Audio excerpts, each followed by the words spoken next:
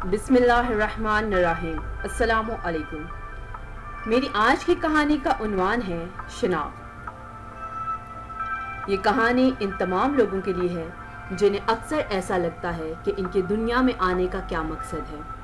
اگر وہ نہ پیدا ہوتے تو اچھا تھا، انہیں مر جانا چاہیے، اور وہ ہمیشہ اپنا موازنہ دوسروں کے ساتھ کرتے رہتے ہیں۔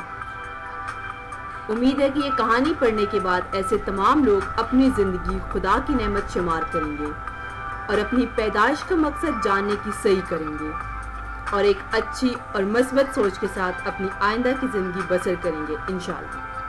آئیے کہانی کی جانب بڑھتے ہیں۔ ایک گاؤں میں ایک مالی رہتا تھا۔ اس کے پاس 2 گھڑے تھے، جس میں ایک گھڑا بالکل نیا جبکہ دوسرا پرانا اور ٹوٹا ہوا تھا۔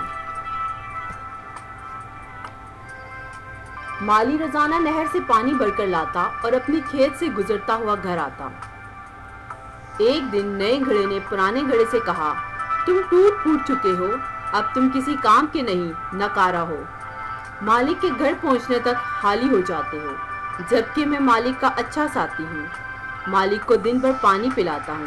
یہ سن کر پرانا گھڑا پریشان ہو گیا۔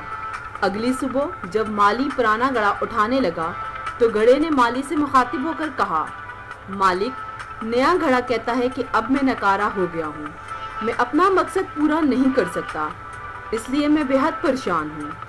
آپ نہایت محنت سے نہر سے پانی بھر کر لاتے ہیں اور میں گھر پہنچنے تک خالی ہو جاتا ہوں۔ اب آپ مجھے پھینک دیں اور ایک نیا گھڑا خرید لیں۔ یہ سن کر مالی مسکرایا اور گھڑے سے کہا، آج واپسی پر جب میں اپنے کھیت سے گزروں گا تو تم کھیت کا بغور جائزہ لینا۔ اس روز جب مالی نہر سے پانی بھر کر گھر آ رہا تھا تو کھیت سے گزرتے ہوئے پرانے گھڑے نے کھیت کا بغور جائزہ لیا۔ گھر آنے کے بعد مالی نے گھڑے سے دریافت کیا، تم نے کھیت میں کیا دیکھا؟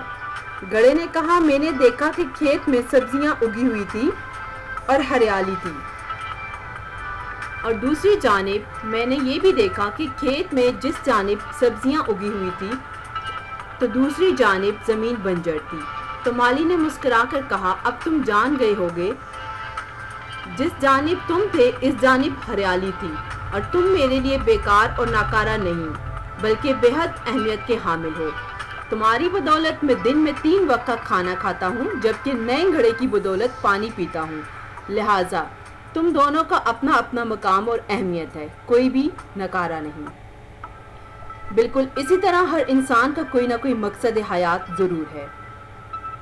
شیر اور شارک دونوں پیشہ ور شکاری ہیں، لیکن شیر سمندر میں شکار نہیں کر سکتا اور شارک خشکی پر شکار نہیں کر سکتی، اور اس وجہ سے ہم انہیں ناکارہ نہیں کہہ سکتے۔ دونوں کی اپنی اپنی حدود ہیں جہاں وہ بہترین ہیں۔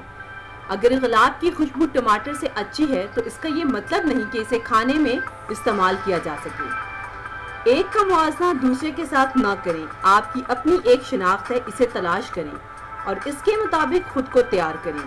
کہتے ہیں کہ ہر وہ جاندار جو آج دنیا میں موجود ہے حضرت نوح علیہ السلام کی کشتی میں موجود تھا، جس میں ایک چھوٹا سا گونگا بھی شامل ہے۔